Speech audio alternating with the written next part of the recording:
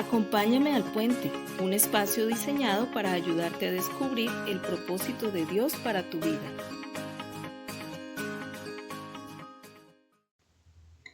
Hola amigos, bienvenidos al puente de hoy. Hoy vamos a estar hablando acerca del tema afirmando nuestra verdadera identidad. Vamos a orar al Señor. Padre, gracias te damos por tu presencia en nuestras vidas, por tu amor, por tu gracia y favor.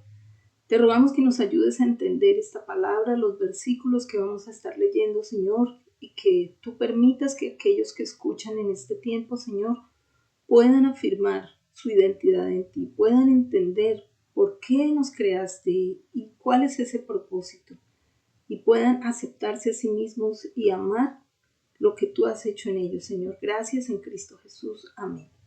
Bueno, primero que todo vamos a mirar la palabra en el libro de Efesios, en el capítulo 2, verso 10. Dice la palabra del Señor, porque somos hechura suya, creados en Cristo Jesús para buenas obras, las cuales Dios preparó de antemano para que anduviésemos en ellas.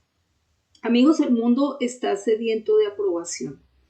En todas partes en este tiempo, a donde quiera que miremos, siempre los medios de comunicación, incluso en las conversaciones con amigos, en todas partes, es como si el mundo nos bombardeara la forma correcta como debemos vestir, cómo debemos hablar, cómo debe ser nuestro cuerpo, cómo nos debemos peinar, maquillar, vivir, y también incluso las cosas materiales que te dan a ti un estatus, un teléfono de cierta manera, un automóvil de cierta manera, una casa de cierta manera, y el mundo está educando constantemente nuestro cerebro para que nosotros aceptemos esos modos de vida como lo único válido, lo único que también te valida a ti como persona. Depende de nosotros cómo nosotros confrontemos estas cosas, qué tanto nosotros nos permitamos ser influenciados por este tipo de publicidad y por este tipo de cosas que la sociedad y los medios nos quieren colocar. Es importante que nosotros podamos entender cuál es nuestra verdadera identidad, quiénes somos nosotros, por qué nosotros debemos aceptarnos a nosotros mismos de la manera como fuimos creados, por qué las cosas externas no nos califican realmente frente a Dios ni frente a las personas, por qué debemos entender de dónde venimos y hacia dónde vamos. Y entonces, pensando en esto, hice varias preguntas que personalmente yo me he hecho en algún momento y las escribí y las voy a leer. Tal vez usted se haga otras preguntas diferentes, tal vez usted se haga preguntas tal vez más amplias que estas, pero voy a leer algunas de las preguntas que yo me hice en algún tiempo o me hago a veces. Entonces, por ejemplo, ¿cómo sé frente a qué me puedo comparar para saber y comprender cuál es la medida de aprobación correcta? ¿Debo yo mismo poner mi propia medida?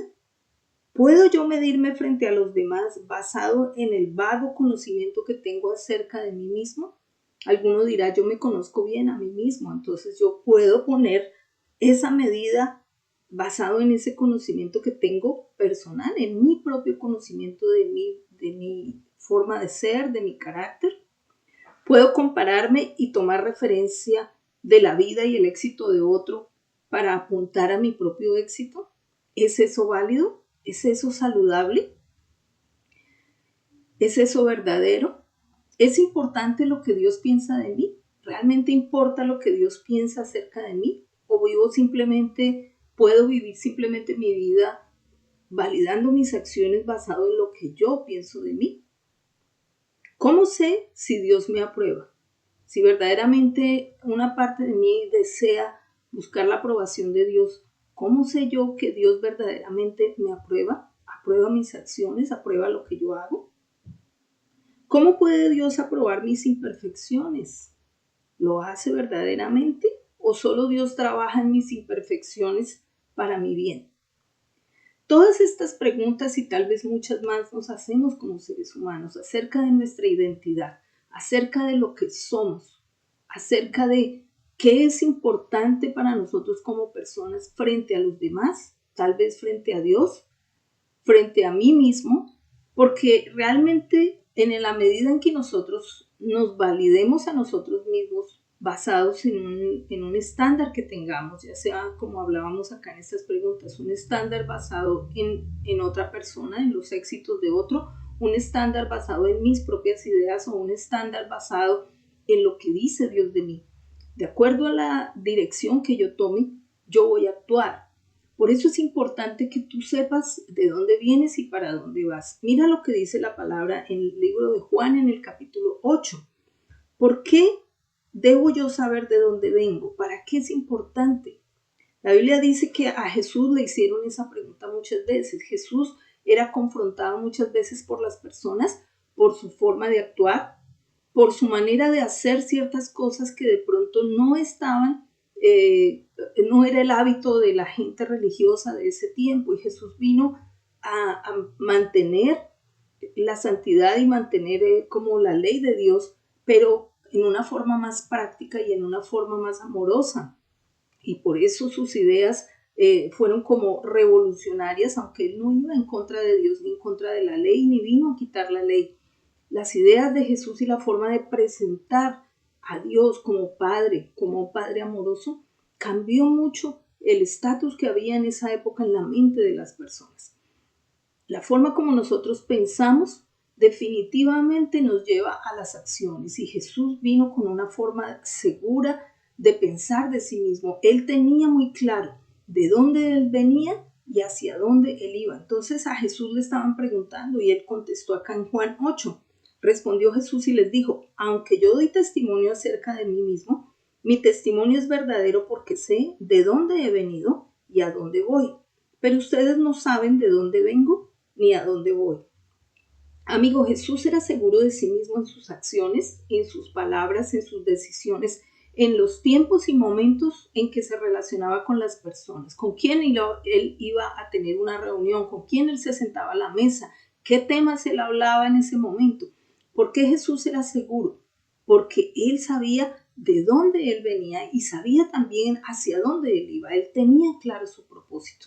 Él tenía claro su objetivo en esta tierra. Él sabía que tenía un tiempo determinado para cumplir el plan de su Padre Celestial y él sabía cómo lo iba a hacer. ¿Por qué? Porque él sabía de dónde venía.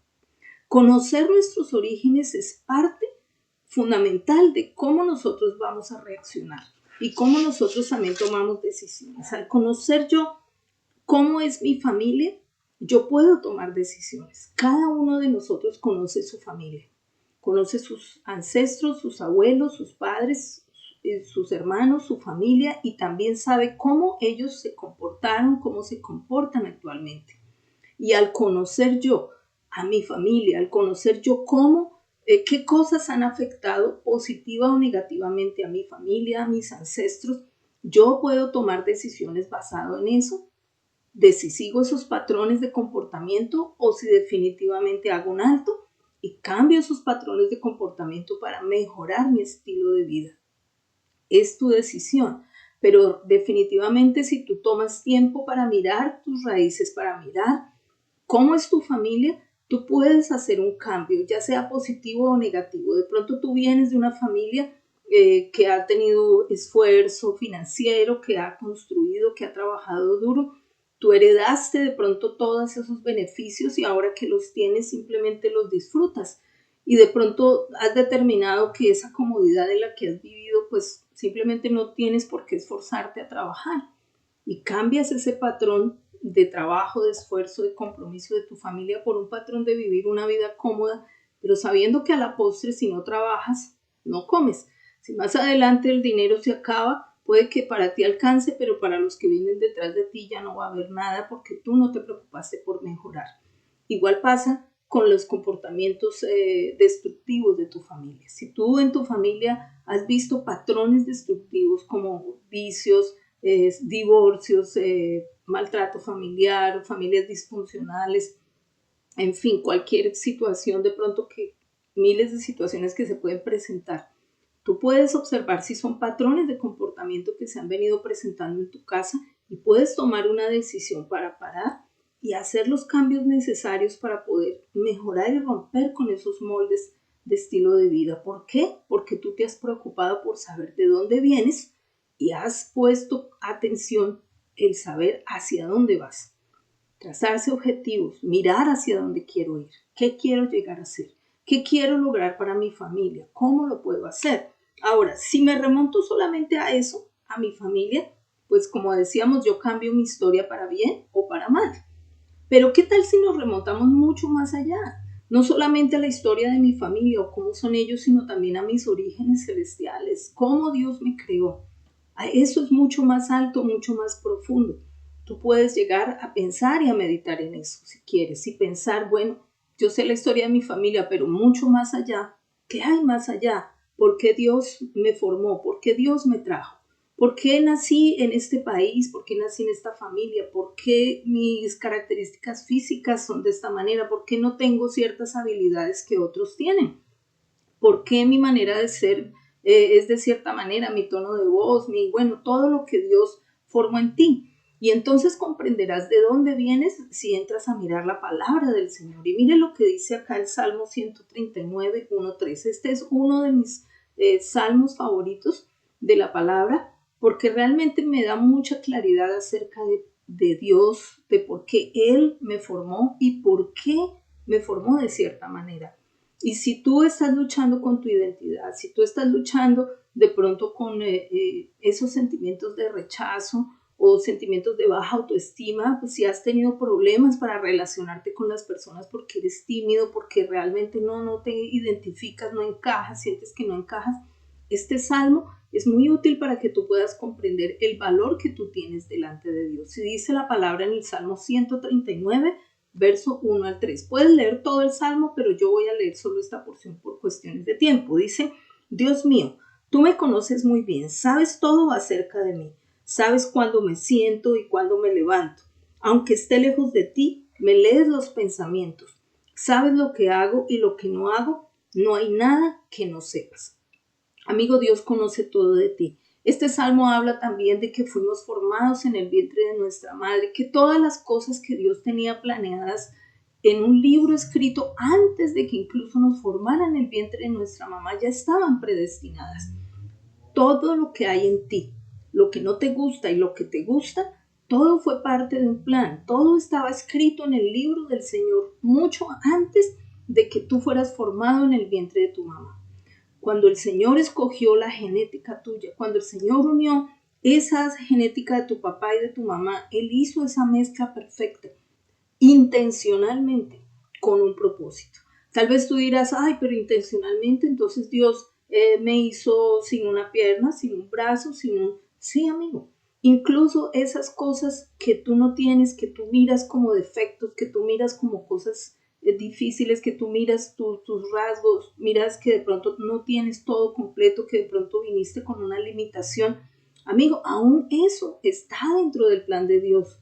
En las situaciones que tú tienes que aprender a buscar en la palabra del Señor y en la presencia del Señor, el propósito de esa limitación.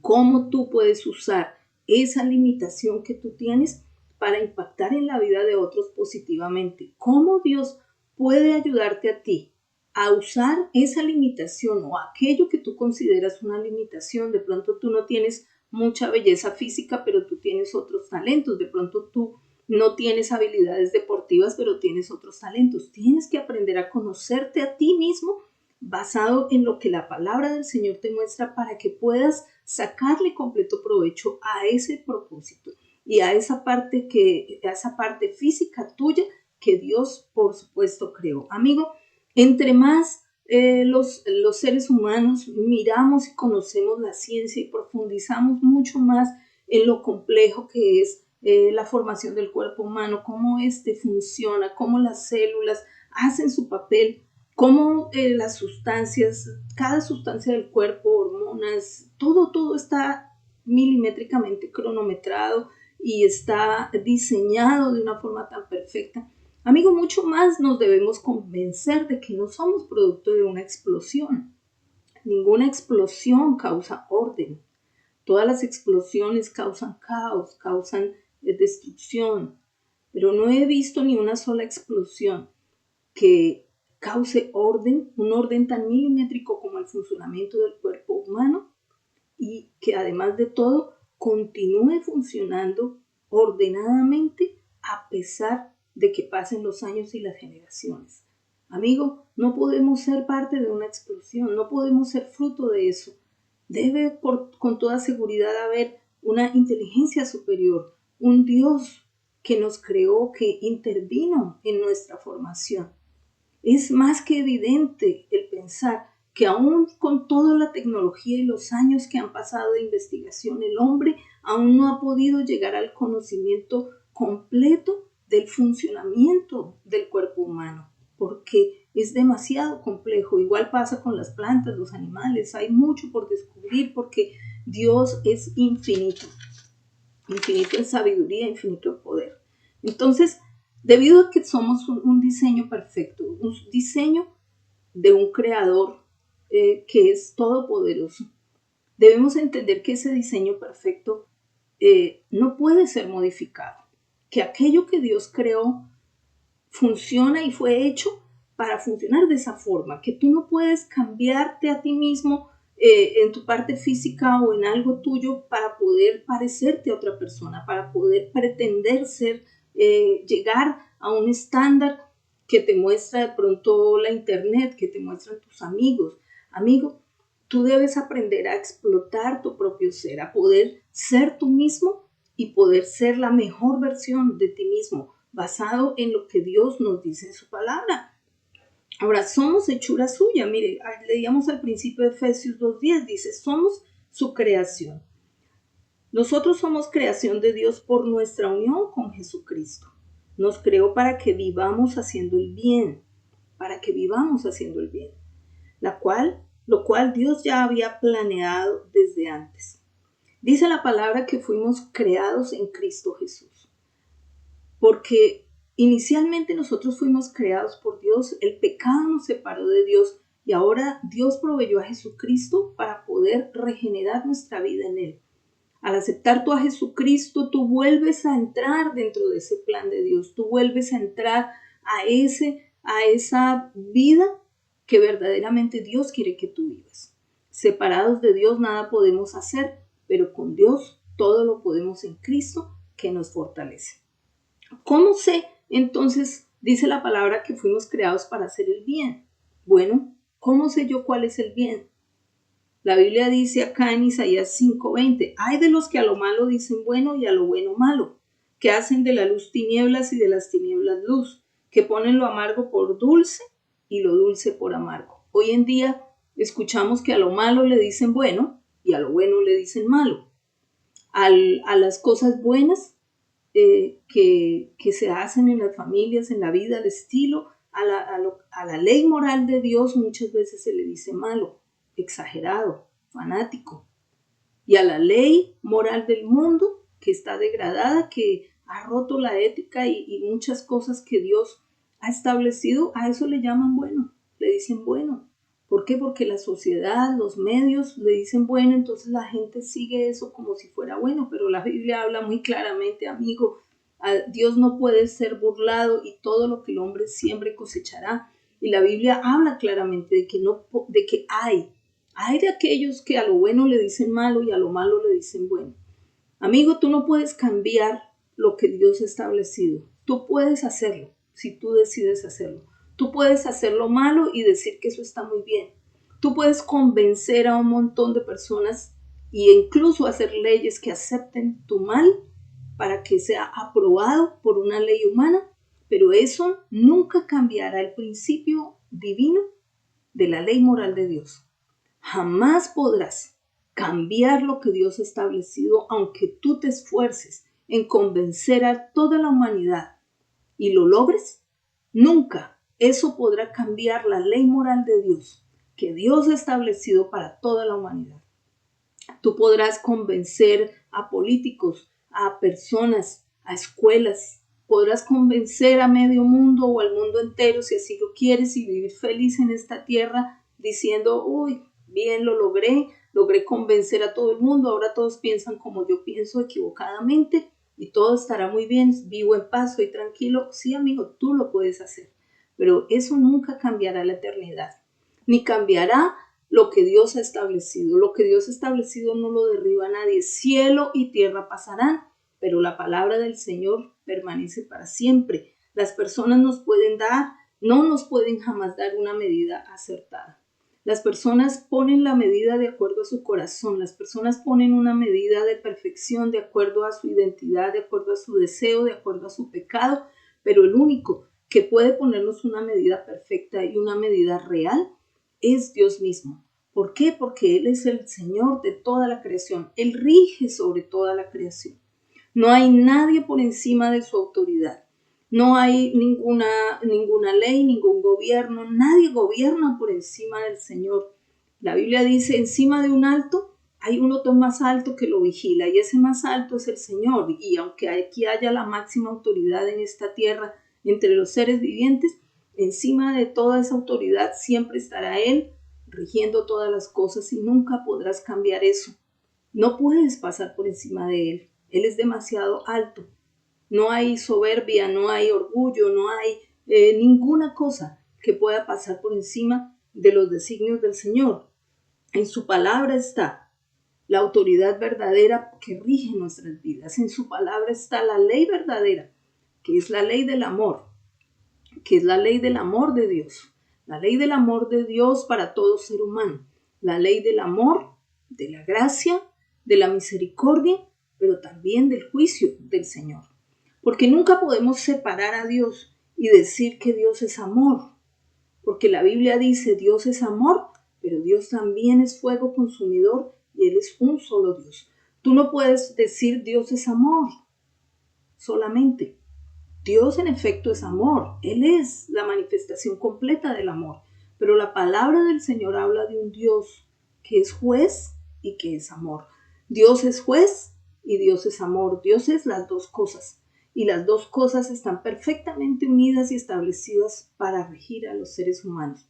Así que cuando tú te enfrentas al Dios de amor, tú también te estás enfrentando al Dios juez. Y el Dios de amor tiene misericordia, pero también el Dios de amor está basado en su palabra y en su ley moral.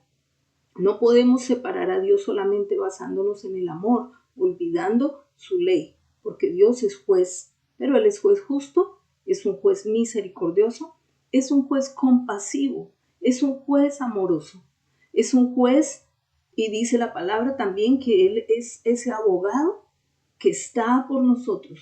Dios es juez, Jesús es nuestro abogado y a través de Jesucristo podemos alcanzar misericordia delante del juez que es nuestro Padre Celestial.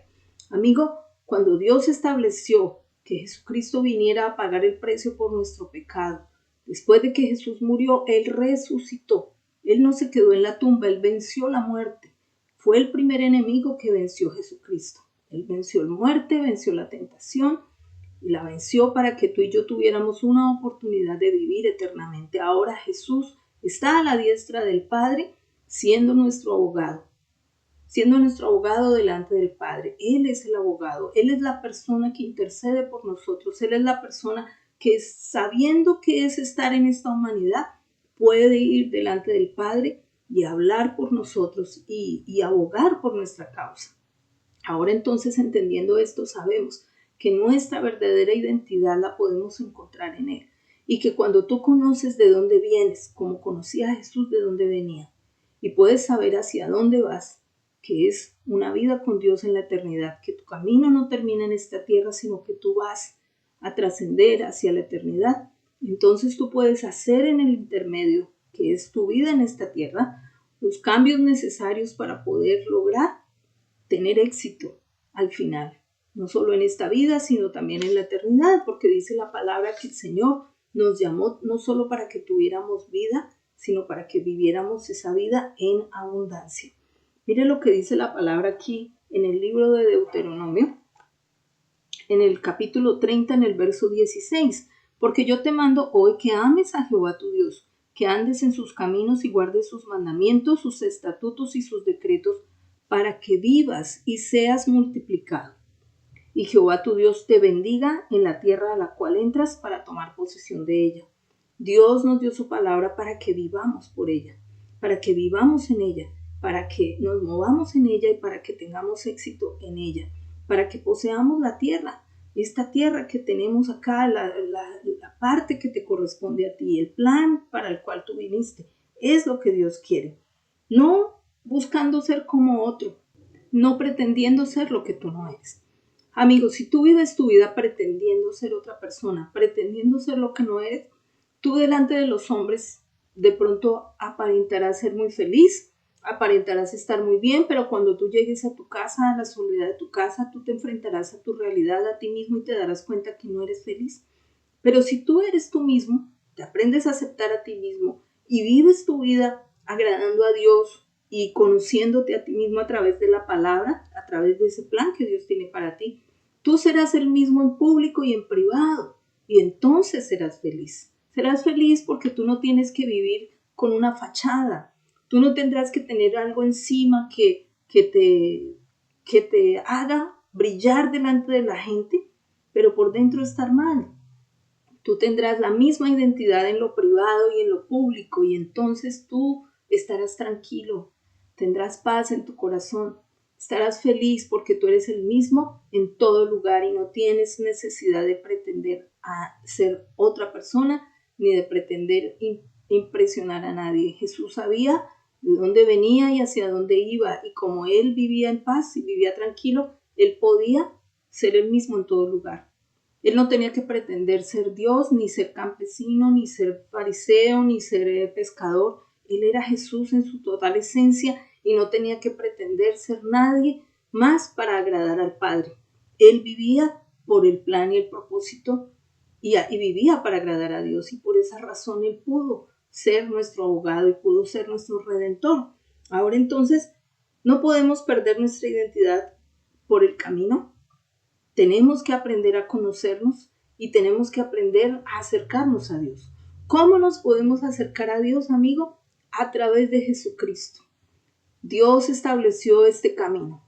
El camino es Jesús. Él dijo, yo soy el camino, yo soy la verdad, yo soy la vida. Nadie viene al Padre sino a través de mí. Es a través de Jesucristo que tú te acercas al Padre. No importa cuán lejos tú hayas caminado, no importa qué tanto tú hayas hecho, no importa los sitios a donde tú hayas ido, lo que hayas visto, lo que hayas hecho.